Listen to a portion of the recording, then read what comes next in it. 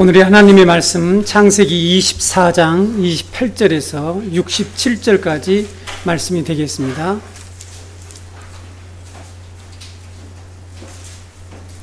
창세기 24장 28절에서 67절까지 말씀을 제가 여러분 앞에 낭독해 드리겠습니다.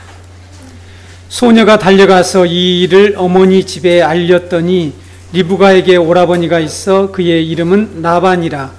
그가 우물로 달려가 그 사람에게 이르러 그의 누이의 코걸이와 그의 손의 손목고리를 보고 또 그의 누이 리브가가 그 사람이 자기에게 이같이 말하더라 함을 듣고 그 사람에게로 나아감이라. 그때 그가 우물가 낙타 곁에 서 있더라. 라반이 이르되 여호와께 복을 받은 자여 들어오소서.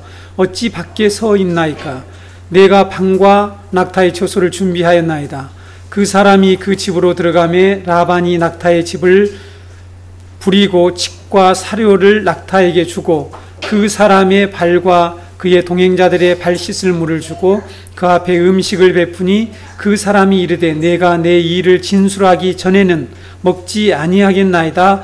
라반이 이르되 말하소서. 그가 이르되 나는 아브라함의 종이니이다.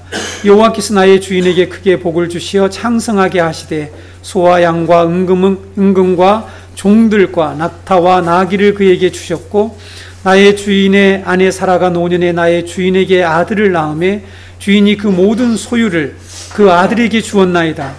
나의 주인이 나에게 맹세하여 이르되 너는 내 아들을 위하여 내가 사는 땅 가나안 족속의 딸들 중에서 아내를 택하지 말고 내 아버지의 집 내 족속에게로 가서 내 아들을 위하여 아내를 택하라 하시기로 내가 내 주인에게 여쭈되 혹 여자가 나를 따르지 아니하면 어찌하리까 한즉 주인이 내게 이르되 내가 섬기는 여호와께서 그의 사자를 너와 함께 보내어 내게 평탄한 길을 주시리니 너는 내 족속 중 내 아버지 집에서 내 아들을 위하여 아내를 택할 것이니라.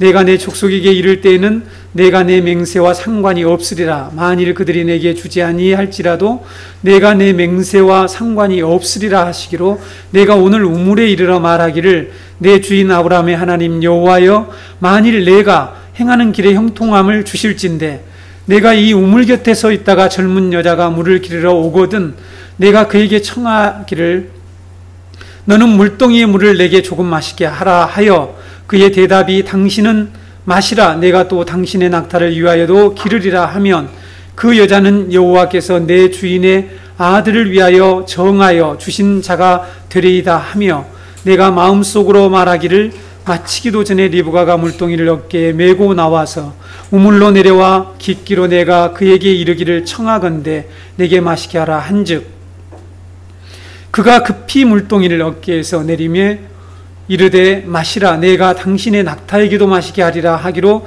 내가 마시매 그가 또 낙타에게도 마시게 한지라 내가 그에게 묻기를 내가 네 딸이냐 한즉 이르되 밀가가 나홀에게 낳은 부두엘의 딸이라 하기로 내가 코고리를 그 코에 꿰고 손목고리를 그 손에 끼우고 내 주인 아브라함의 하나님 여호와께서 나를 바른 길로 인도하사 나의 주인의 동생의 딸을 그의 아들을 위하여 택하게 하셨으므로 내가 머리를 숙여 그에게 경배하고 찬송하였나이다. 이제 당신들이 인자함과 진실함으로 내 주인을 대접하려거든 내게 알게 해 주시고 그렇지 아니할지라도 내게 알게 해 주셔서 내가 우로든지 자로든지 행하게 하소서. 라반과 부두엘이 대답하여 이르되 이 일이 여호와께로 말미암았으니 우리는 가부를 말할 수 없노라. 리브가가 당신 앞에 있으니 데리고 가서 여호와의 명령대로 그를 당신의 주인의 아들의 아내가 되게 하라. 아브라함의 종이 그들의 말을 듣고 땅에 엎드려 여호와께 절하고 은금 폐물과 의복을 꺼내어 리브가에게 주고 그의 오라버니와 어머니에게도 보물을 주니라. 이에 그들 곧 종과 동행자들이 먹고 마시고 유숙하고 아침에 일어나서 그가 이르되 나를 보내어 내 주인에게 돌아가게 하소서. 리브가의 오라버니와 그의 어머니가 이르되 이 아이로 하여금 며칠 또는 열흘을 우리와 함께 머물게 하라. 그 후에 그가 갈 것이니라. 그 사람이 그들에게 이르되 나를 만류하지 마소서. 여호와께서 내게 형통한 길을 주셨으니 나를 보내어 내 주인에게로 돌아가게 하소서. 그들이 이르되 우리가 소녀를 불러 그에게 물으리라 하고 리브가를 불러 그에게 이르되 내가 이 사람과 함께 가려느냐? 그가 대답하되 가겠나이다. 그들이 그 누이 리브가와 그의 유모와 아브라함의 종과 그 동행자들을 보내며 리브가에게 축복하여 이르되 우리 누이여 너는 천만인의 어머니가 될지어다. 내 시로 그 원수의 성문을 얻게 할지어다. 리브가가 일어나 여자 종들과 함께 낙타를 타고 그 사람을 따라가니 그 종이 리브가를 데리고 가니라. 그때 이삭이 부엘라헤로이에서 왔으니 그가 네게부 지역에 거주하였습니다. 이삭이 저물 때 들에 나가 묵상하다가 눈을 들어 보매 낙타들이 오는지라. 리브가가 눈을 들어 이삭을 바라보고 낙타에서 내려 종에게 말하되 들에서 배회하다가 우리에게로 마주오는 자가 누구냐? 종이 이르되 이는 내 주인이니이다. 리브가가 너울을 가지고 자기의 얼굴을 가리더라. 종이 그 행한 일을 다 이삭에게 아뢰매 이삭이 리브가를 인도하여 그의 어머니 사라의 장막으로 드리고 그를 맞이하여 아내로 삼고 사랑하였으니 이삭이 그의 어머니를 장례한 후에 위로를 얻었더라. 아멘. 추석 명절 잘 보내셨습니까? 잘 쉬셨어요? 푹 쉬셨습니까? 네. 그러면 오늘은 진하게 말씀을 듣도록 하겠습니다. 네. 준비가 되셨죠? 네. 지난 시간에 창세기 24장의 이 이삭의 결혼 사건은 단순한 혼인 기사가 아니고 뭐라고 했습니까? 사라의 빈 장막을 채우는 사건으로서 하나님께서 창세기 3장 15절에서 여인의 후손이라고 하는 그 약속을 하셨죠. 그 여인의 후손을 통해서 구원의 역사를 펼치시고 하나님의 나라를 세우시겠다는 그 약속을 이루시기 위해서 리브가를 예비하시고 여인의 후손의 계보를 이어가게 하는 사건이다라고 제가 명확하게 창세기 24장의 이 사건의 성격, 의미를 요약해 드렸습니다. 여러분, 창세기는 원복음이라고 불리는 창세기 3장 15절에 여인의 후손을 찾아서 아담에게 셋, 그리고 노아, 아브라함, 이삭, 야곱, 그리고 마지막으로 유다로 이어지는 계보를 따라서 역사가 전개되고 있습니다. 제가 방금 이름들 다 우리 앞에서 배우고 지금 남아있는 이름은 야곱과 유다입니다. 이렇게 여인의 후손의 계보를 찾아가는 그런 역사다. 이런 사람, 마지막으로 누구라고요? 유다로 이어지는 계보를 따라서 역사가 전개되고 있습니다. 그리고 성경의 나머지 책들은 그 계보를 다윗에게로 이어주고 있습니다. 다윗에게로 이어주고 있습니다. 나머지 성경은. 그리고 마지막으로 신약에 와서 여자의 후손인 그리스도에게 연결시키는 것이 성경의 여인의 후손의 이 계보를 이어가는 성경의 역사다라는 것들을 여러분들이 잘 기억했으면 좋겠습니다. 창세기 24장은 이렇게 여자의 후손의 계보를 하나님의 은혜와 성실로 앞서 가시면서 신실하게 이루어 가시는 하나님의 구원 역사를 광야의 이스라엘 교회에게, 오늘 우리들에게, 우리도 교회죠, 오늘 신약교회인 우리들에게 자세히 전해줌으로써 우리가 현재 이 당면한 현실의 문제들로 인해서 우리에게 있는 이 실존적인 이 고난의 문제로 인해서 우리가 하나님의 이 구원의 약속과 약속의 땅에 들어가는 것에 대한 이 소망과 확신을 갖지 못하는 우리들에게 확신을 주려고 하나님이 반드시 성취하실 그 구원과 그 나라에 대한 확신, 그 소망을 주고자 기록했다라고 제가 지난 주일에 이 창세기 24장의 기록의 목적까지 분명하게 말씀을 드렸습니다. 오늘 다시 한번 했으니까 머릿속에 잘 정리됐겠죠? 네. 오늘 우리가 함께 살펴볼 말씀의 내용이 무엇입니까? 이제 리브가가 우물가에서 아브라함의 종을 만나게 되죠. 그래서 아브라함의 종을 만나게 되는데 그 만난 일을 자기 가족들에게 달려가서 알리게 됩니다. 그랬더니 그의 오라버니 라반이 우물가로 달려나와서 아브라함 종 엘리에셀을 자기 집으로 인도하고 아브라함의 종은 하나님께서 그동안 아브라함과 자기의 주인 아브라함과 자기에게 행하신 일들을 자세히 설명하고 리브가의 가족들은 이 일이 하나님께서 하신 일이라는 것을 믿고 리브가를 축복하며 리브가를 데려가라고 이렇게 얘기합니다. 그래서 리브가는 드디어 이삭에게 와서 결혼한 그 내용, 결혼하고 사라의 빈 장막을 채우는 것, 이것이 오늘 우리가 읽은 그런 내용이죠. 그런데 여러분, 이런 일련의 내용을 살펴보기 전에 여러분들에게 제가 오늘 또 성경을 올바로 읽고 바르게 해석하는 방법에 대해서 잠시 설명을 하고 넘어가려고 합니다. 저는 여러분들이 굳이 신학교를 가지 않더라도 성경을 알고 싶어하는 성도들이 참 많은 것을 제가 지난주도 고백했듯이 저도 청년기 때 그렇게 성경을 알고 싶어 했는데 성경을 알고 싶은 내용과는 거리가 멀게 교회에서는 그런 내용이 잘 선포되지 않아서 제가 나중에는 성경에 대한 흥미를 잃어버리는 그런 경험을 말씀드렸죠. 여러분 성경을 알고 싶을 텐데 신학교를 가지 않더라도 창세기 강론을 들으면서 올바른 성경 해석법이 무엇인지, 어떻게 성경을 읽는 것이 올바로 읽는 것인지를 배울 수 있게 하는 것이 설교자로서 저의 목표입니다. 제가 창세기를 강론하면서 가지고 있는 목표를 오늘 여러분에게 말씀드렸습니다. 우리가 성경을 읽을 때 다양한 관점을 가지고 성경을 읽을 수 있다라고 생각하는 것은 대단히 위험하고 잘못된 생각이라는 것을 꼭 알아야 합니다. 자, 이 부분 여러분 중요합니다. 우리가 성경을 읽을 때 다양한 관점으로 성경을 읽을 수 있다, 다양한 관점을 가지고 성경을 해석해낼 수 있다라고 생각하는 것은 위험하고 아주 잘못된 생각이라는 것을 오늘 제가 여러분에게 말씀드리려고 합니다.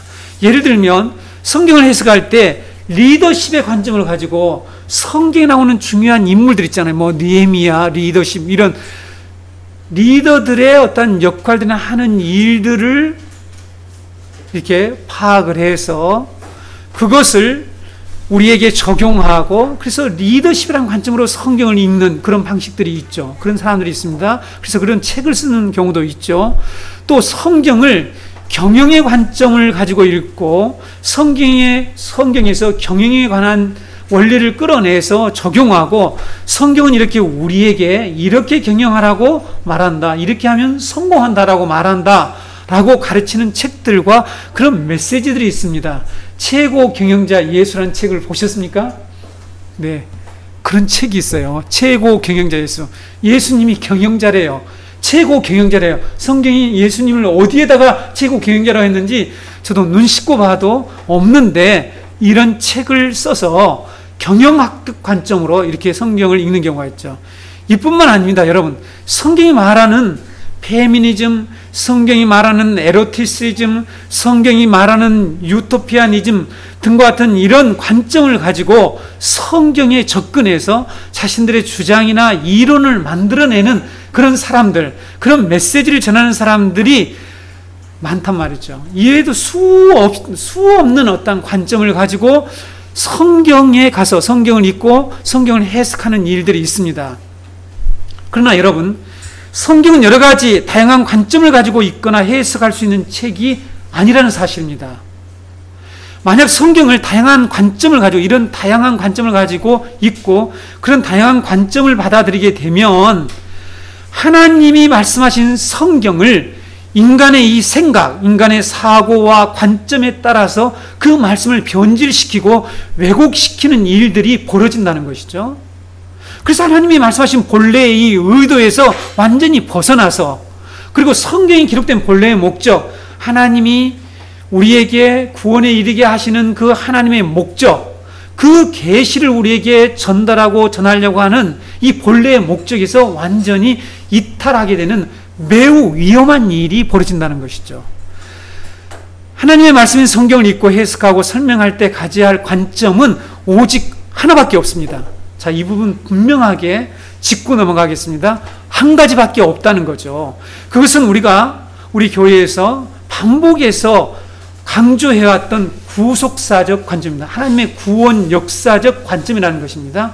이 관점과 그리스도 중심적인 해석 방법 외에 다른 방법으로 성경을 접근해서 성경을 읽고 해석하는 것은 잘못된 것이며 위험한 것입니다.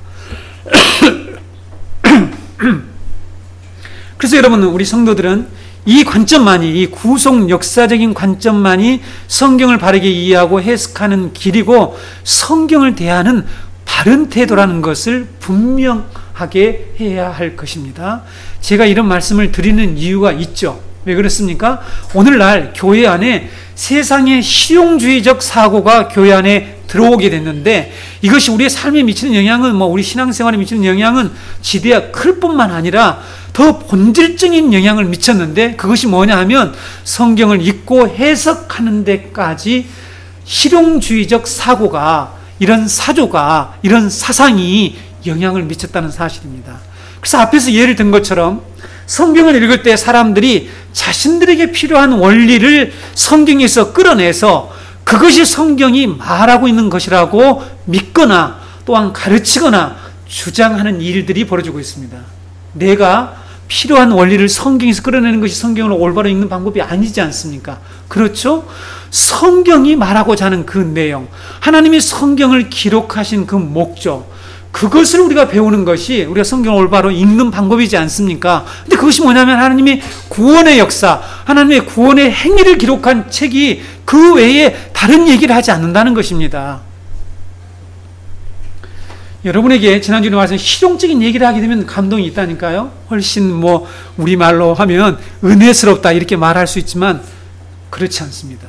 그것은 전부 성경에서 벗어난 내용이고 성경은 우리에게 그러한 관점으로 성경을 읽을 것을 허용하지 않습니다. 성경은 우리에게 그런 것들을 가르치려고 기록된 책이 아니라는 것을 우리는 분명히 확인해야 됩니다. 디모데후서 3장 잘하는 3장 디모데후서 3장 14절 15절에 그러나 너는 배우고 확신한 일에 거하라. 무엇을 배우라는 것입니까? 무엇을 확신한 일에 거하라는 것입니까? 하나님이 행하신 그 구원에, 그 구원하신 일에, 확신한 일에 거하라 이렇게 말씀하고 있는 거죠. 너는 내가 누구에게서 배운 것을 알며 또 어려서부터 성경을 알았나니 성경은 능히 너로 하여금 그리스도 예수 안에 있는 믿음으로 말미암아 구원에 이르는 지혜가 있게 하느니라. 성경은 우리에게 예수를 잘 믿도록 하기 위해서 주신 책이죠. 그리고 잘 믿음으로 인해서 구원에 이르는 지혜를 얻도록 하기 위해서 주신 이 성경의 가장 중요하고 기본적이고 본질적인 목적을 벗어나서 성경을 읽는 것은 잘못된 것입니다. 자, 큐티하시는 우리 성도님들도 잘 기억하셔서 성경을 잘 읽어야 됩니다. 그래야 우리 신앙이 제대로 설 수가 있습니다. 그래서 성경을 잘 읽도록 돕는 것이 설교자, 목회자가 해야 될 저는 중요한 사명 중에 하나라고 굳게 믿고 있습니다. 그러므로 우리가 성경을 읽을 때에는 항상 하나님이 그리스도를 통해서 이루어 가시는 이 구원 역사의 관점을 가지고 성경을 읽도록 여러분 훈련해야 되고 그런 성도들이 되어야 합니다. 성경의 모든 사건들을 우리의 구원자 되시는 예수 그리스도 중심적으로 읽어낼 수 있어야 됩니다. 자, 여러분들이 교회를 오랫동안 다니면 그리스도 중심적으로 성경을 읽어낼 수 있어야 된다니까요. 그것이 성경을 올바로 읽는 것이고 그래야만이 우리의 믿음이 확고하게 설 수 있습니다. 그렇지 않으면 우리의 믿음이 흔들흔들해요. 그렇죠? 지금 이스라엘 백성들이 하나님 구원에 내놓았는데 그래서 모압 평지까지 왔는데 하나님이 말씀하시는 그 구원 역사에 대해서 왜 이렇게 확신을 하지 못하고 흔들리냐는 것입니다. 제가 지난주에 말씀드렸죠. 창세기 24장의 배경을 말씀드렸죠. 왜 이런 말씀을 하시게 되었는지 말씀을 드렸습니다. 모세를 통해서 왜 이렇게 길게 모압 평지에 있는 그들에게 이런 설교를 했느냐는 거죠. 그들이 지금 현실적인 이런 문제들 앞에서, 내외적인 이런 공격 앞에서 흔들리고 있단 말이죠. 여러 가지 고난 앞에서 흔들리고 있다는 사실입니다. 그것을 잡아주기 위해서, 그래서 그들에게 믿음을 주기 위해서, 그들에게 하나님의 구원을 믿도록 하기 위해서 이 말씀을 전했습니다. 이제 오직 한 가지 관점만 허용되는 이 구속사적인 관점을 가지고 오늘 본문 말씀을 여러분과 함께 해석하고 살펴보도록 하겠습니다. 지난주부터 살펴보고 있는 이삭의 이 신부 리브가를 찾아오는 리브가를 찾아서 혼인하는 창세기 24장이 궁극적으로 무엇을 목표하고 있고 무엇을 말하고 있는지를 우리가 이해하기 위해서는 이 사건이 일어나는 아주 중심된 장소를 이해하는 것이 매우 중요합니다. 그리고 그것을 성경 전체의 통일성에 맞춰서 이해하는 것이 매우 중요하다는 사실입니다. 여러분, 구약 성경을 보게 되면 하나님의 언약을 계승해 나가는 남자들이 꼭 우물가에서 여자를 만나서 그 여자를 자기의 아내로 삼고 결혼을 한다는 것을 우리가 보게 됩니다. 누가요? 하나님의 이 구원 역사의 등장에서 하나님의 구원의 언약을 계승해가고 이루어가는 남자들이 꼭 우물가에서 여자를 만나서 그 여인과 결혼을 하게 된다는 것을 볼 수 있다는 것이죠. 아브라함이 종이 이삭의 신부가 될 리브가를 만난 곳이 오늘 본문에서 창세기 24장에서 어디라고 말씀하고 있습니까? 우물곁이라고 해요. 우물가라고 하죠. 13절에 나와 있죠. 성중 사람들의 딸들이 물기로 나오겠나니 내가 우물 곁에 서 있다가, 누굽니까? 아브라함의 종입니다. 우물 곁에 서 있다가 거기서 리브가를 만나게 됩니다. 그 다음에 우물가에서 신물을 만난 족장이 또 한 사람이 있죠. 그 족장이 누굽니까? 야곱이에요. 야곱. 창세기 29장을 보게 되면 야곱이 우물 곁에 있다가 라헬을 만나게 되는 것을 볼 수가 있습니다. 창세기 29장 1절 2절 보시겠습니다. 야곱이 길을 떠나 동방 사람의 땅에 이르러 본즉 들에 우물이 있고 그 곁에 양 세 떼가 누워 있으니 이는 목자들이 그 우물에서 양떼에게 물을 먹임이라. 큰 돌로 우물 아기를 덮었다가, 그 다음에요 10절 12절입니다. 29장. 야곱이 그의 외삼촌 라반의 딸 라헬과 그의 외삼촌의 양을 보고 나아가 우물 아기에서 돌을 옮기고 외삼촌 라반의 양떼에게 물을 먹이고 그가 라헬에게 입맞추고 소리내어 울며 그에게 자기가 그의 아버지 생질이요 리브가의 아들됨을 말하였더니 라헬이 달려가서 그 아버지에게 알림해. 리브가가 그랬던 것처럼 라헬이 자신의 이 남편 될 누굽니까? 야곱을 만났을 때에 자기 가족에게 달려가서 그 사실을 알리는 이런 장면이 나오는 것을 볼 수가 있습니다. 우물가에서 신부를 만나는 결혼한 사건이 또 누구에게로 연결됩니까? 구약 성경에서 모세에게로. 출애굽의 지도자요 그리스도의 모형으로, 더 확실한 모형으로 나타난 그 모세에게로 바로 이 사건이 연결되고 있는 것을 볼 수가 있습니다. 출애굽기 2장 15절로 21절을 보시겠습니다.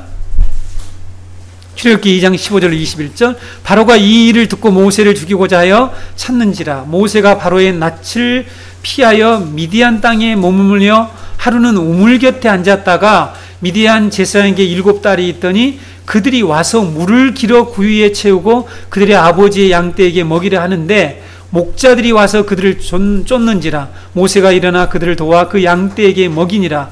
그들이 그들의 아버지 르우엘에게 이를 때에 아버지가 이르되 너희가 오늘은 어찌 이같이 속히 돌아오느냐. 그들이 이르되 한 애굽 사람이 우리를 목자들의 손에서 건져내고 우리를 위하여 물을 길어 양떼에게 먹였나이다.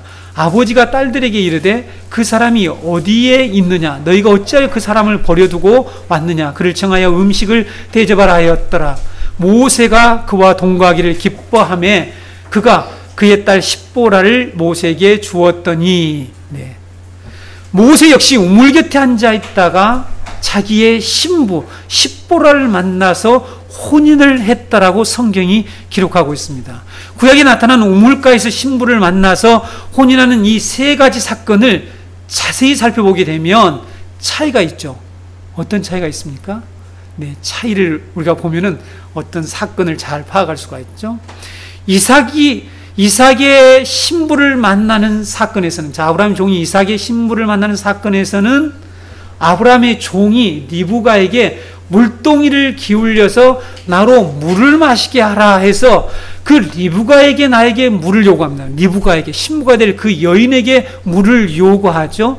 그러나 야곱과 모세의 사건에서, 모세가 우물가에 신부를 만나는 사건에서는 자신들이 물을 길러서 그 양떼들에게 물을 주었다는 거죠. 이게 차이입니다. 이게 차이죠? 네. 그런데 여러분, 이 사건들이, 이 세 가지 사건들이 신약 성경에서 종합판이 되어서 나타난다는 사실이죠. 이제 감이 오시는 분이 있습니까? 그 사건이 무엇이죠? 네. 요한복음 4장에 기록된 예수님이 야곱의 우물가에서 만난 이 수가성 여인의 사건입니다.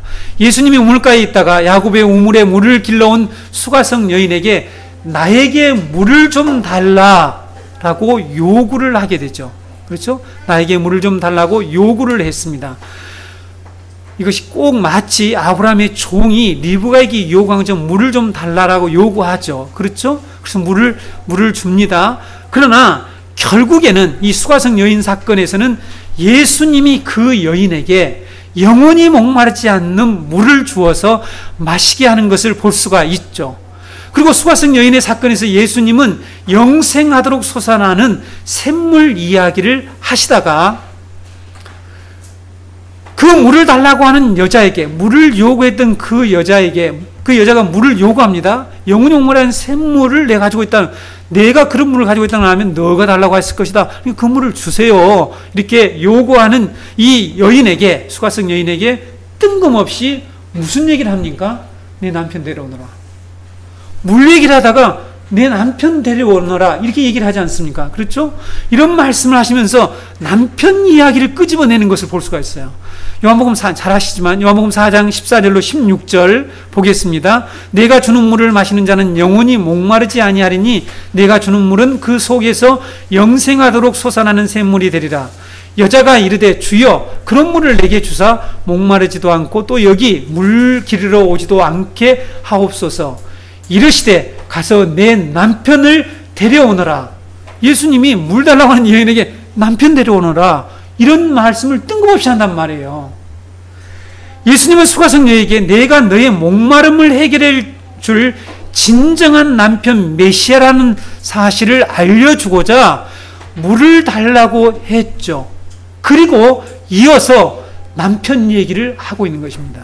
수가성 여인이 예수님을 하나님이 약속하신 메시아로 알게 되자 어떤 행동을 취했습니까? 어떤 반응을 보였나요? 요한복음 4장 28절로 29절에 우리가 잘 알고 있죠? 여자가 물동이를 버려두고 동네에 들어가서 사람들에게 이르되 내가 행한 모든 일을 내게 말한 사람을 와서 보라. 이는 그리스도가 아니냐. 수가성 여인이 한 행동을 여러분 보십시오.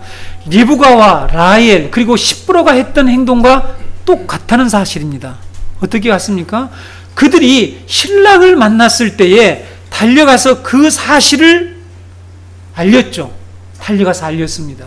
그걸 일치한다는 사실이죠. 수가성 여인의 사건은 구약 성경에 나타난 우물가에서 신부를 만나는 이 세 사건이 무엇을 의미하는지를 종합적으로 드러내는, 그 사건이 무엇을 말하고자 하는지를 종합적으로 드러내는 이 통합한 우물가에서 신랑을 만나는 사건이라는 사실이죠. 이처럼 우물가에서 신부를 만난 구약의 사건들은 장차 그리스도가 자신의 신부가 될 교회를 만나게 될 것을 미리 보여주는 그런 사건인 것을 우리가 성경의 전체적인 신구약의 통일성을 통해서 알 수가 있다는 것이죠. 이삭은 그리스도의 모형이죠. 리브가는 그리스도의 신부의 모형입니다. 아브라함의 종이 하나님의 은혜를 베푸셔서 하나님이 은혜를 베푸셔서 이삭의 신부를 만나는 일과 누가 하나님이 예비한 이삭의 신부인가를 분별하는 일을 위해서 하나님께 내건 이 기준들이 있죠. 하나님, 제가 이렇게 해주시면 이렇게 알겠습니다. 이 여인이 그 여자가 이삭의 아내인 것으로 알겠습니다 하고 이 분별할 수 있는 그런 기준을 하나님께 기도했죠. 그렇죠? 그 기준이 무엇입니까?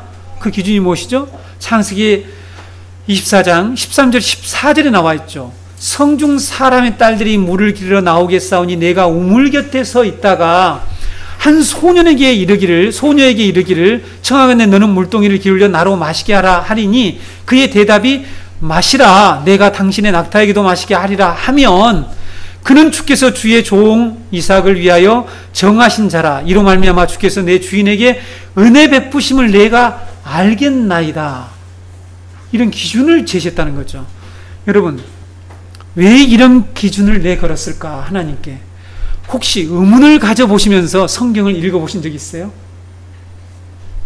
의문을 가져보신 적, 질문해 보신 적 있어요? 왜 이런 질문, 왜 이런 기준을 하나님께 내세우고 기도를 했을까?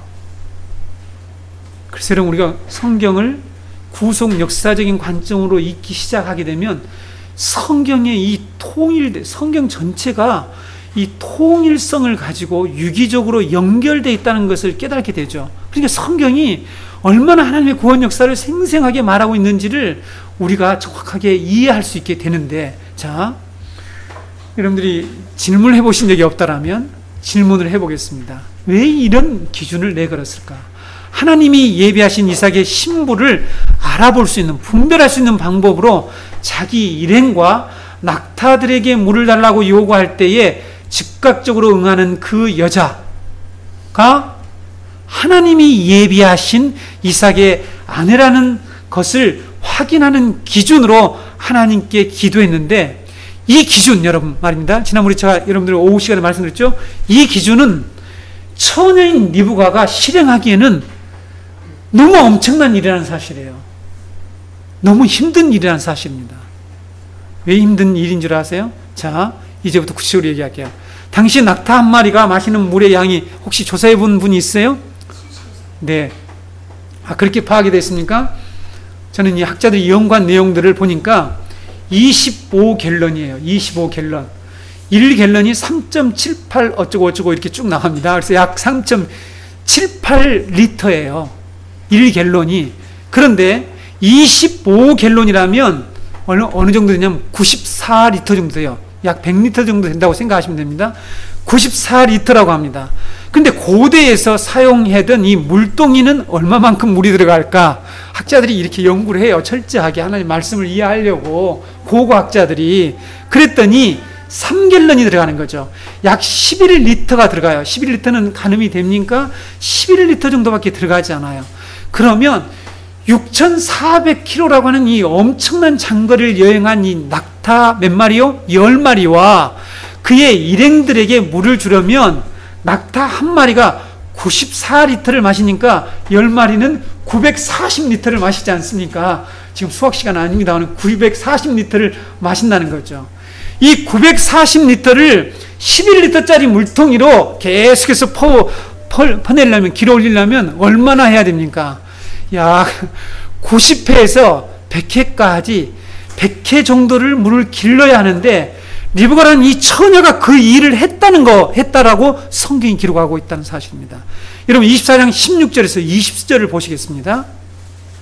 그 소녀는 보기에 심히 아름답고 지금까지 남자가 가까이 하지 아니한 처녀더라. 그가 우물로 내려가서 물을 그 물동이에 채워가지고 올라오는지라. 종이 마주 달려가서 이르되 청하건대 내 물동이에 물을 내게 조금 마시게 하라. 그가 이르되 내 주여 마시소서 하며 급히 그 물동이를 손에 내려 마시게 하기를 다하고 이르되 당신의 낙타를 위하시던 물을 길어 그것들로 배불리 마시게 하리이다. 배불리 마시게 하리이다 하고 급히 물동이에 물을 구유에 붓고 다시 기르려고 우물로 달려가서 모든 낙타를 위하여 깃느니라. 그럼 지금 성경이 자세히 이런 내용을 기록하고 있는 이유를 제가 말씀드렸죠. 하나님이 지금 우리에게 뭔가를 정확하고 선명하고 분명하고 확실하게 우리에게 말씀하려고 하고 있다는 사실입니다. 리브가는 기꺼이 우물로 달려가서 그 엄청난 양의 물을 길러서 아브라함의 종의 일행과 낙타들에게 배불리 마셨대요. 그냥 찔끔 주고 만 것이 아니라 배불리 마시게 했다라고 성경이 명확하게 기록하고 있습니다. 아브라함의 이런 행동을 통해서 하나님이 우리에게 말씀하시려고 하는 내용이 무엇일까요? 무엇을 우리에게 예언하려고 하실까요? 무엇을 지금 계시하려고, 우리에게 깨닫게 하려고, 열어주려고 지금 이런 행동을 보여주시는 것일까요? 그리스도의 신부인 교회가 구원의 우물이 되신 예수 그리스도를 만나서 기쁨으로 구원의 우물에서 물을 길러서 많은 사람들에게 그 물을 마시게 할 것을 미리 보여준다는 사실입니다. 미리 보여주는 행동이라는 사실입니다. 이것은 다시 아브라함에게 하신 하나님의 이 약속을 성취하시겠다는 하나님의 이 언약 성취의 확고한 이 의지, 그 약속을 말씀하는데 그게 무엇입니까? 너로 말미암아 큰 민족을 이루고 너로 말미암아 모든 백성이 열국이 복을 받게 할 것이다. 복을 받게 할 것이다. 이것이 뭐냐면 구원의 우물에서 물을 길러서 모든 사람들에게 물을 주는 사건과 동일한 사건으로 하나님이 약속하신 내용이죠. 그래서 이사야 선지자는 이새의 뿌리에서 한 싹이 나오게 된다고 그랬죠. 그 한 싹이 누굽니까? 예수 그리스도를 가리키죠. 묘사하고 있죠. 상징하고 있습니다. 그래서 예수님이 그 이새의 뿌리에서 나오는 한 싹이신 예수님이 오셔서 이루게 될 나라가 평화로운 나라, 이 평화의 왕국인데, 이 평화의 왕국, 하나님의 나라가 이루어질 때에 일어날 일들 중에서 일어날 일들이 여러 가지가 있습니다. 독사가 어린아이와 장난쳐도 물지 않고 독사굴에 손을 넣고, 어린아이와 어린 양과 사자가 함께 이 들판에서 뒹굴어도 서로 이렇게 약육강식의 원리가 더 이상 작동하지 않고 하는 이런 여러 가지 평화의 왕국이 일어날 증상들, 현상들을 말씀하고 있죠. 근데 그 중에 하나를 다음같이 예언하고 있죠. 이사야 12장 2절에서 3절 말씀을 보게 되면 11장에 이새의 뿌리에서 한 싹이 난다는 내용이 나오고요. 이어서 바로 그날에 12장에 이런 내용이 기록되어 있습니다. 2절, 3절.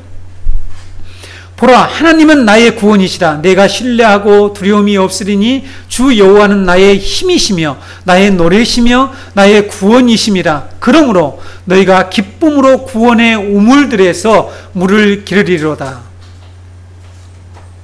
성경은 여러분 이렇게 신구약 성경이 정확하게 하나님의 구원의 역사를 초점에 맞춰서 통일성 있게 그리스도가 우물가에서 신부인 교회를 만나게 될 것과 교회는 구원의 우물 대신 그리스도에게서 기쁨으로 그 영생하는 물을 길러서 마시게 될 것이다. 그리고 교회는 그것을 많은 사람들에게 나눠주게 될 것이다. 길러서 주게 될 것이다. 이것을 지금 보여주는 사건이라는 것입니다. 지난번 성경 배경 공부에서 우물은 무엇을 상징한다고 여러분에게 말씀드렸죠? 수고와 고난을 상징한다고 그랬습니다. 그랬죠?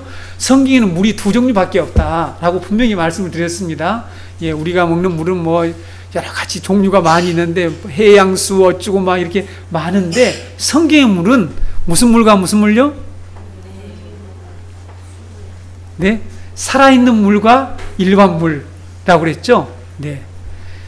그래서 생수와 일반 물밖에 없는데 일반 물은 모두 다 고난을 상징한다라고 했죠. 수고를 상징한다고 그랬습니다. 그래서 우물은 특별히 그 사막의 지역에서 그것을 파기 위해서 엄청난 고난과 수고를 통해서 우물에서 나오는 물을 얻는 거기 때문에 우물은 고난과 상징을 상징한다고 말씀드렸습니다. 자, 여러분, 지금 우물가에서 그리스도가 교회를 만나는 사건, 그렇죠? 우물가에서 우리의 신랑 되신 예수 그리스도가 신부되는 우리 성도 그리스도를 만나는 사건이 창세기 24장의 사건이고, 우물가에서 이 언약을 계승해 나가는 남성들이 여인을 만나서 결혼하는 사건이라고 여러분에게 말씀을 드렸습니다. 인간의 수고와 인간은 이처럼 저주받은 땅에서, 지난번에 말씀드렸죠? 인간은 범죄로 말미암아서 어디에 살고 있습니까? 저주받은 땅에서, 즉 메마른 광야와 같은 이 세상에서 온갖 수고와 고난으로 목마름에 시달리며 살아가고 있죠. 이러한 인간들이 자신의 목마름을 해결하기 위해서 고난과 수고를 상징하는 성경에서 우물가로 나온다는 사실이에요. 그렇죠? 근데 그때 그곳에 누가, 우리의 신랑 되신 예수 그리스도가 우물 곁에 앉아 계시다가 우리에게, 우리 이 목마른 인간에게 다시 목마르지 않는 그 샘물, 영원한 샘물을 주시는 것, 이것이 무엇이라고요? 이것이 구원이라는 것입니다. 이것을 가리켜서 성경은 복음이다, 복음의 사건이라고 우리에게 말씀하고 있습니다. 그래서 우리에게 더 이상 영원히 목마르지 않는 물을 마시게 되고, 우리는 거기서, 어디서요? 그 구원의 우물에서, 구원의 우물이 되신 그리스도에게서 기쁨으로 그 물을 길러서 우리는 많은 사람들에게 하나님이 언약하신, 하나님이 약속하신 그 복을 전하는 자, 그 복을 전하는 통로, 그 복을 나눠주는 자들이 될 것이라고 하나님이 아브라함에게 약속하지 않았습니까? 그 약속을 하나님이 반드시 이루시겠다는 것을 지금 모압 평지에 있는 이스라엘 백성들에게, 그 광야교회에게, 오늘 우리들에게 현실의 문제에서 매몰되어서 하나님의 나라에 대한 소망도 희미해지고 하나님의 그 약속도 희미해지는 우리들에게 지금 그 말씀을 하고 있다는 사실입니다. 리브가처럼 기쁨으로 구원의 우물에서 기꺼이 그 구원의 우물에서 물을 깃는 그날, 영광스러운 구원의 날이 반드시 도래하게 될 것이라는 것을, 하나님의 할 것이라는 이 구원의 메시지, 하나님의 언약의 성취가 분명하다는 이 메시지를 광야교회와 신약교회인 우리들에게 가르치고자 모세는 이삭의 혼인잔치 사건을 이렇게 자세히 상세하게 기록해서 전했다는 사실입니다. 명확하죠? 분명합니까? 다른 분들에게 전할 수 있겠어요, 이제? 이 내용을? 여러분 주위에 있는 분들에게 이 구원의 우물에서 기른 이 물들, 이 놀라운 복음의 메시지를 좀 전하는 자들이 되었으면 좋겠어요.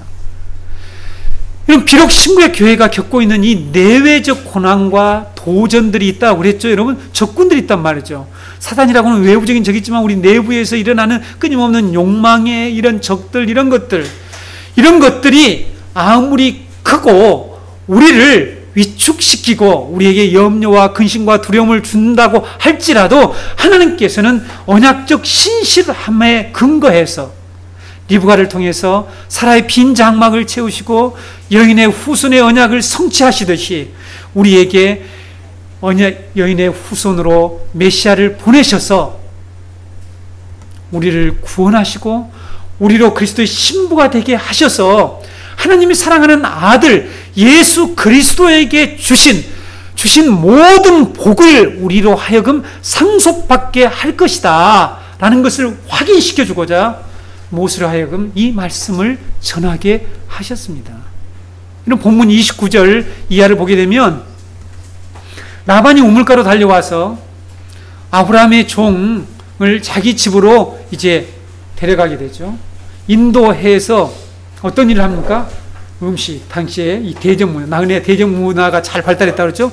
나그네 대접문화처럼 음식을 차려가지고는 대접을 하려고 할 때에 아브라함의 종이 어떤 말 합니까? 나 이 말 하기 전에는 밥 안 먹습니다. 예, 전라도 말로 나 밥 안 먹습니다. 이렇게 얘기를 한 거예요. 내가 이 말을 여러분들이 다 하기 전에는, 자기가 겪은 일을 말하기 전에는 내가 식사를 하지 않겠습니다 라고 말한 후에 그 종은 리브가 가족들에게 그동안 있었던 일을 아주 자세하게 얘기를 해주죠. 그렇죠? 그런데 종이 리브가의 가족들에게 말한 이 긴 이야기 속에는 어떤 주제가 전면에 흐르고 있습니다. 어떤 주제가 전면에 흐르고 있어요. 성경을 자세히 읽으셔야 합니다. 어떤 주제가 전면에 흐르고 있어요. 그리고 어떤 단어가 이 사건의 창세기 24장의 앞뒤를 둘러 감싸고 있다는 사실입니다. 그 주제가 무엇일까요? 그 단어가 무엇입니까? 바로 이 바라크라고 하는 단어입니다. 바라크가 무엇입니까? 복이라는 단어예요. 히브리어로 바라크. 단어 하나하나 그 좋아하는 복, 히브리어로 바라크입니다.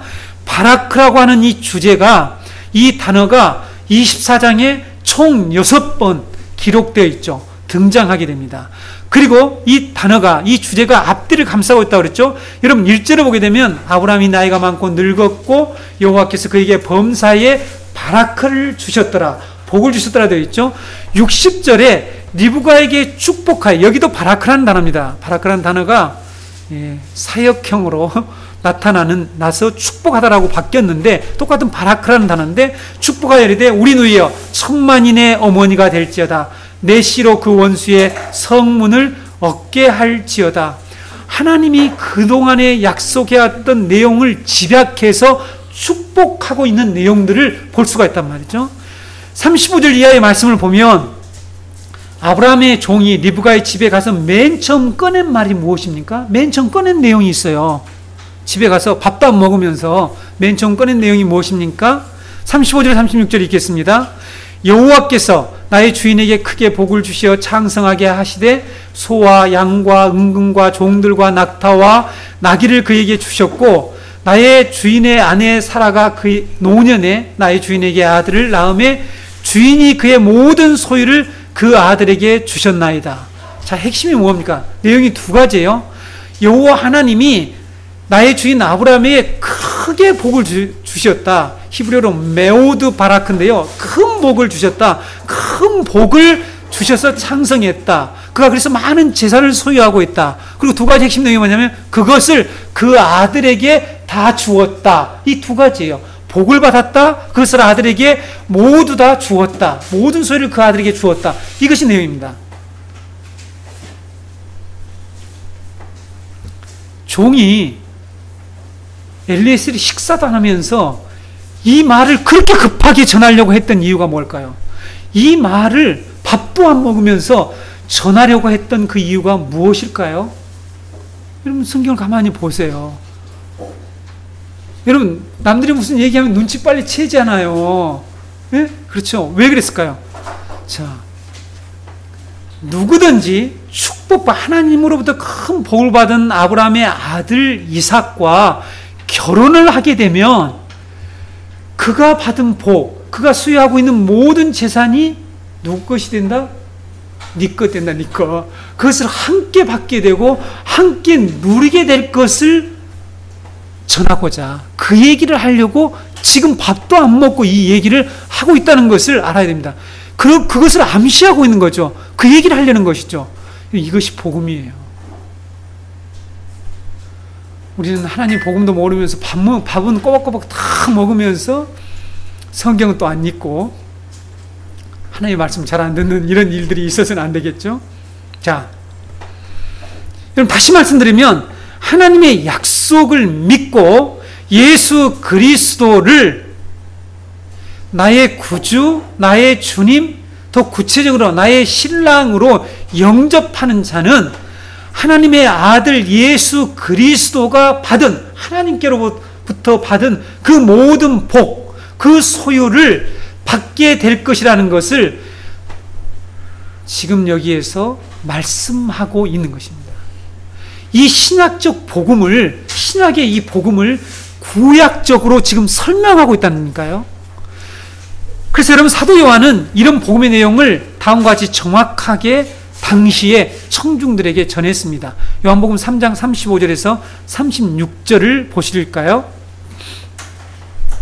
요한복음 3장 35절 36절 아버지께서 아들을 사랑하사 만물을 다 그의 손에 주셨으니 아들을 믿는 자에게는 영생이 있고 아들에게 순종하지 아니하는 자는 영생을 보지 못하고 도리어 하나님의 진노가 그 위에 머물러 있느니라. 자, 아버지가 아들을 사랑해서 만물을 그 손에 다 주셨대요. 그렇죠? 그래서 아들을 믿는 자는 영생을 받게 된대요. 영생을 받는다고 이렇게 얘기합니다. 자, 이 얘기가 지금 우물가의 사건과 우물가의 사건의 다른 표현이라는 것을 여러분들이 아셔야 합니다.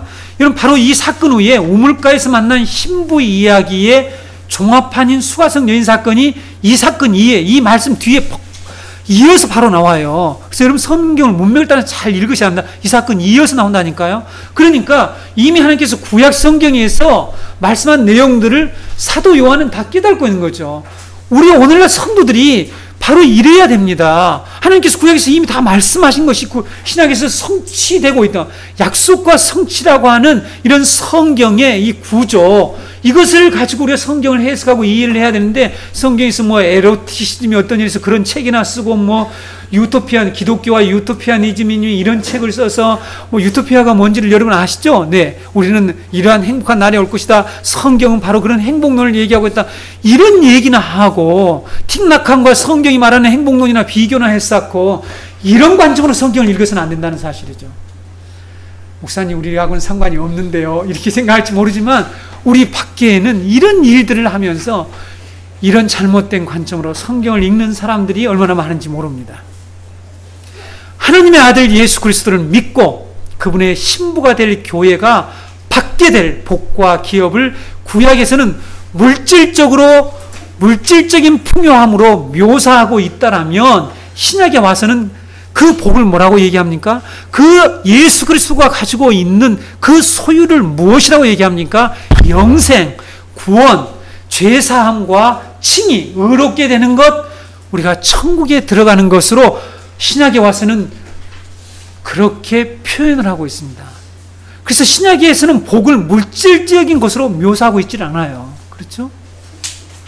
그래서 여러분, 사도 바울은 다음과 같이 하나님이 자기 아들과 함께 자기 아들을 신랑으로 맞아들이는 자에게 어떻게 하시겠다라고 말씀하였는지 사도 바울이 로마 교회에게 이렇게 얘기하고 있죠. 로마서 8장 32절로 34절 말씀입니다. 자, 이 말씀도 많이 인용하는데 이러한 여러분 맥락에서 이해하지 않고 전부 다 물질적 차원에서 이해를 해서는 안 됩니다. 로마서 8장 32절에 34절, 자기 아들을 아끼지 아니하시고 우리 모든 사람을 위하여 내주신 이가 어찌 그 아들과 함께 모든 것을 우리에게 주시지 아니하겠느냐. 여러분, 지금 아브라함의 종이 이 얘기 하려는 거예요. 이 얘기. 만약에 리브가가 이삭과 결혼하게 되면 하나님께서 이삭에게 주신 그 복을과 함께 모든 것을 다 줄 거다, 이 얘기하는 것이죠. 그렇죠? 33절에 누가 능히 하나님께서 택하신 자들을 고발하리요? 의롭다 하신 이는 하나님이시니 누가 정죄하리요? 죽으실 뿐 아니라 다시 살아나신 이는 그리스도 예수시니 그는 하나님 우편에 계신 자요 우리를 위하여 간구하시는 자신이라. 네.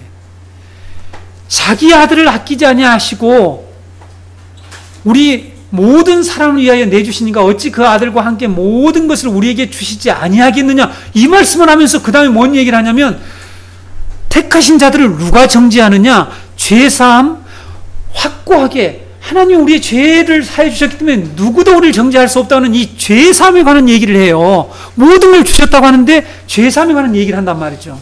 이것이 여러분 예수 그리스도가 하나님으로부터 받아서 우리에게 주시려고 하는 복이라는 거죠. 그러니까 죄사함, 죄용서, 이것이 바로 예수 그리스도가 가지고 있는 복인 것입니다. 그것을 우리에게 주시겠다는 거죠.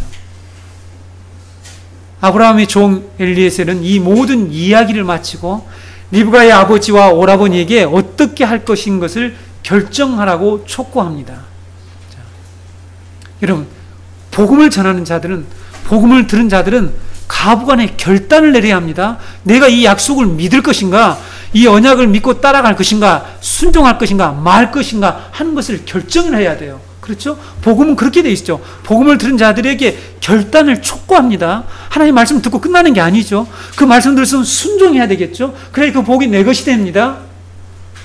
그러자 라반과 부두엘은 리브가의 아버지 오라버니와 그의 아버지는 그 일을 하나님이 하신 일로 믿습니다.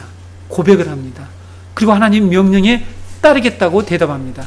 50절로 51절, 라반과 부두엘이 대답하여 이르되 이 일이 여호와께로 말미암았으니 우리는 가부를 말할 수 없노라.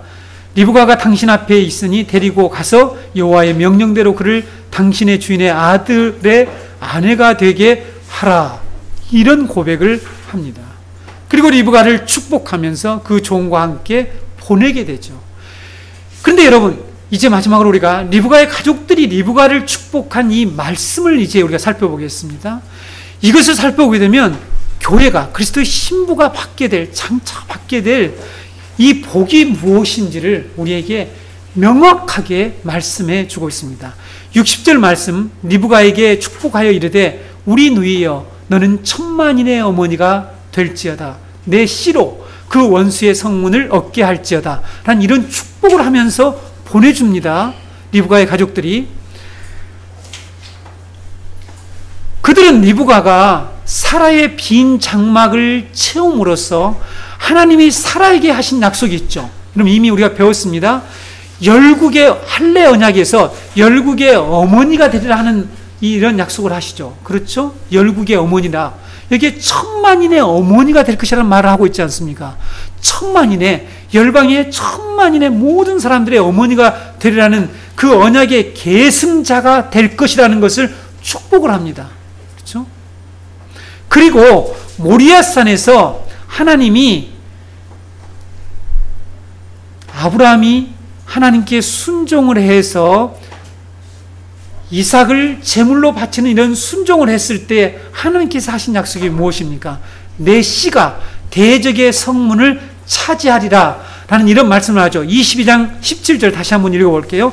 내가 내게 큰 복을 주고 내 씨가 크게 번성하여 하늘의 별과 같고 바닷가의 모래와 같게 하리니 내 씨가 그 대적의 성문을 차지하리라.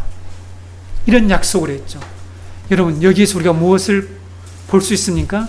리브가의 가족들은 하나님의 이 언약을 정확하게 알고 있었죠.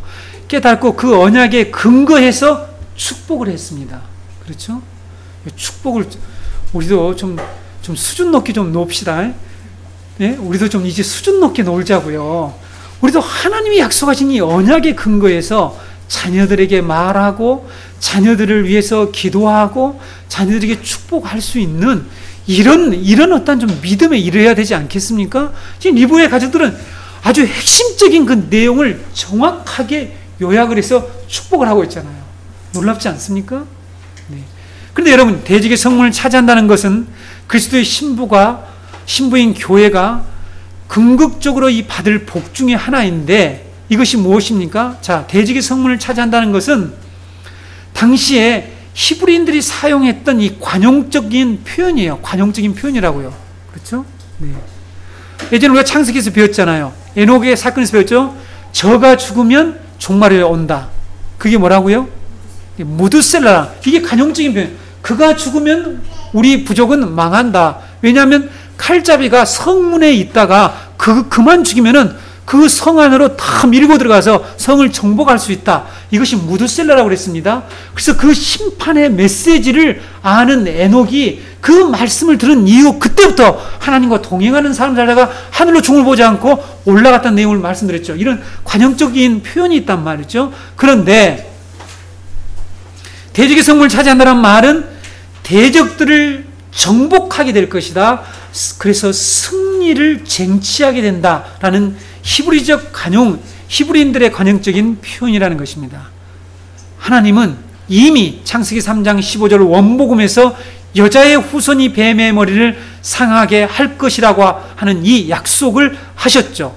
그리고 아브라함에게 내 씨가 대적의 성문을 차지하게 되라는 이 말씀을 통해서 예수 그리스도가 이 땅에 오셔서 십자가를 통해서 사단의 머리를 깨뜨리고 사단의 대적의 성문을 정복하게 될 것이다. 차지하게 될 것이라고 하는 이 말씀을 지금 정확하게 깨닫고 그것을 믿고 고백하면서 자기의 딸을, 자기의 누이를 이삭의 아내로 보내는 이 사건을 우리가 여기에서 볼 수가 있습니다. 영적인 이삭인 그리스도의 신부가 받은 복은 사단의 나라를 정복해서 우리로 그 하나님의 나라에 들어가게 해주시겠다는 거죠. 성도 여러분, 이런 말씀이 우리에게는 지금 피부로 와닿지 않습니다. 그렇죠? 이런 말씀이 우리에게는 별로 실감이 나질 않죠. 왜 실감이 나질 않습니까? 우리는 지금 이런 현실, 이스라엘 백성들이 겪고 있는 이런 현실이 어떤 것인지를 우리가 생생하게 경험하고 있으면서도 말씀 앞에 가지 않으면 그러한 사실을 깨닫지 못하기 때문이라고 저는 이렇게 판단하고 있는데요. 지금 이스라엘 백성들은 이 말씀을 들었을 때 이스라엘 백성들이 어떤 상황에 있었다고 말씀을 드렸습니까? 앞에는 적군들이 기다리고 있단 말이죠. 그리고 그들은 계속해서 불평과 원망을 통해서 하나님이 이루시겠다는 그 약속을 믿지를 못하죠. 그렇죠? 그래서 수많은 자기의 함께 나왔던 그 친구들, 가족들이 광야에서 죽어나는 것들을 보고 봅니다. 그래서 하나님이 정말 우리를 구원하실 것인가에 대해서 두려움도 있고 확신도 없는 이런 상황에 있었죠. 오늘 우리 성도들에게는 이러한 말씀이 실감이 나지 않고 거리감을 느낄지 모르지만 당장 약속의 땅에 들어가서 가나안 7 족속과 싸워야 할 이스라엘 백성들에게는 대적의 성문을 너희들이 차지하게 될 것이라는 이 말씀, 전쟁에서 승리하게 될 것이다. 너희들이 그 땅을 정복하게 된다. 너희들이 가나안 땅의 첫 성인 여리고성을 정복하게 될 것이다. 성문을 차지하게 될 것이다. 라는 이런 실감나게 하나님께서 그들에게 말씀해 주셨다는 사실입니다. 성도 여러분, 우리가 지금 겪고 있는 게 무엇입니까? 사단이 끊임없이 우리들에게 범죄하도록 우리를 공격하고, 우리는 그래서 끊임없이 죄에 무너지고 쓰라린 가슴을 안고 상처와 투성이로 살아가고 있지 않습니까? 이런 대적들 때문이지 않습니까? 이런 대적들의 대적의 성문을 정복하겠다. 이 대적을 정복하겠다. 그래서 승리를 우리에게 안겨주겠다. 그래서 우리에게 다시 이 대적들이 우리를 정죄하고 우리를 유혹하고 우리를 시험하는 일이 없는 그 나라를 너희들에게 상속해 주시겠다 라는 말씀을 우리에게 하고 있는 것입니다. 하나님께서 모세를 통해서 약속의 땅 가나안을 눈앞에 두고 두려워하는 이스라엘 백성들에게 이렇게 하나님이 약속하신 복을 굳게 믿고 그 복을 상속받기 위해서 여호와의 명령에 순종한 이 사람들처럼, 너희의 이 조상들처럼 너희들도 하나님의 약속을 확신하면서 흔들리지 말고 이 약속의 땅을 향하여서 나아갈 것을, 진군할 것을 촉구하고자 이 말씀을 주셨습니다. 이 시대의 많은 성도들이, 앞에서 말씀드렸지만 우리들의 문제가 뭡니까 여러분? 현실적인 이 문제들 앞에서 하나님이 약속하신 하나님의 나라에 대한 이런 확신들이 지금 희미해져 가고 있습니다. 여러분, 교회가 왜 이렇게 쇠퇴해 가는지 이유는 하나라고 그랬죠. 하나님의 약속을 확고하게 붙들고 믿고 살아가는 그런 진정한 하나님의 백성들의 숫자가 줄어들어가는 거죠.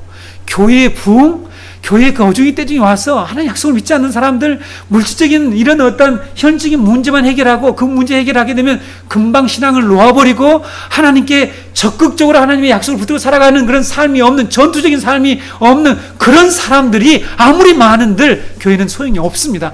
그들은 하나님의 그리스도의 신부가 될 수가 없는 것이죠.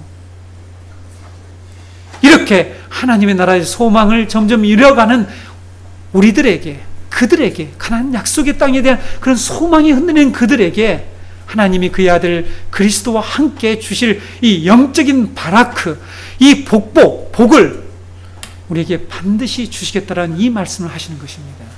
사랑하는 성도 여러분, 오늘 말씀을 통해서 사도 바울이 에베소서 1장에서 기도한 내용이 있죠. 성도들의 마음에 눈이 밝아져서 하나님이 우리에게 계획하시고 우리가 받을 그 성도의 기업이 얼마나 영광스럽고 풍성한지, 그리고 그리스도가 사단의 성문을 정복하는 그 능력이 얼마나 큰지를 깨닫게 해달라고 기도한 내용이 나옵니다. 성도 여러분, 오늘 이 말씀을 통해서 우리의 눈이 열려서 엘리에셀처럼 식사를 하지 않더라도 하나님이 그리스도 안에서 우리에게 베푸실 이 은혜와 성실, 헤세드와 에메트를 통해서 반드시 이루실 이 구원, 이것을 생생하게 우리가 믿고 고백하고 전할 수 있는 우리 공동체와 성도들이 되시기를 주님의 이름으로 축복합니다.